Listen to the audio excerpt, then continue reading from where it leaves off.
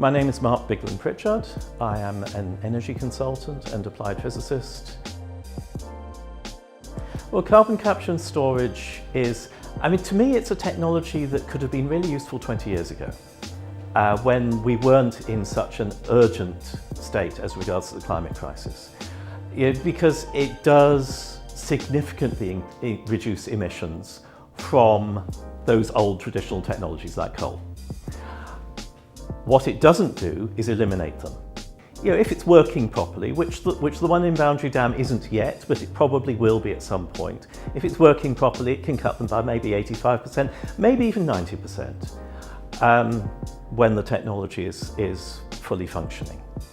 But we need it to cut it by 100%. So that's one thing. Second thing is, it's expensive. It's more expensive than wind power.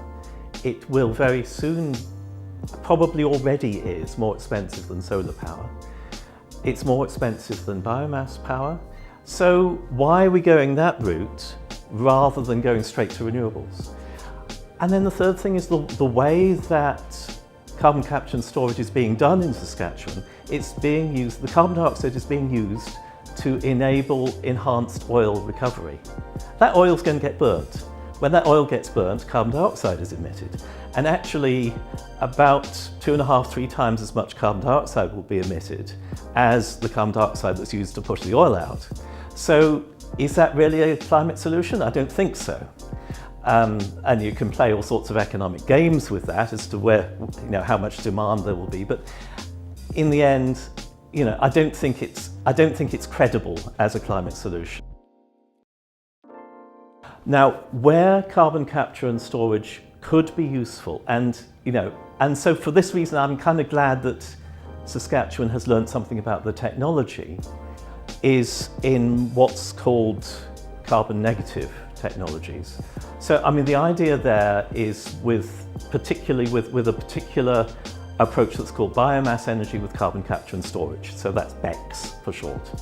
So with BECCS, what you do is you take biomass, typically wood, has to be, for this to work from a climate point of view, it has to be from sustainably managed forests, of which we don't have many, but we could do that.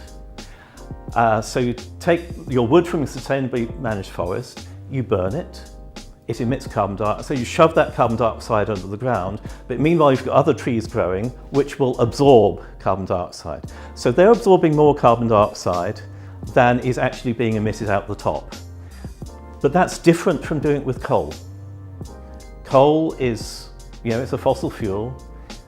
You can't grow more coal, you're still going to be emitting carbon dioxide. Well, I wouldn't rule out CCS in some parts of the world. It may actually be appropriate in places in China where they've just introduced, a new coal-fired power station. It may be the way to go there.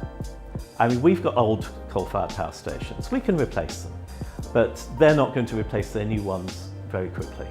So I wouldn't rule it out there. But that's really, our business is to get things right in Saskatchewan, not to get things right in China. And if we're always looking at over our shoulder what somebody else is doing, we're never going to do the right thing.